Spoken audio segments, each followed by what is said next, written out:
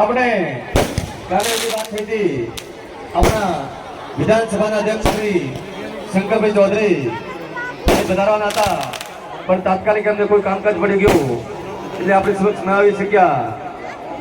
એટલે એમના થકી આપણા ઘણા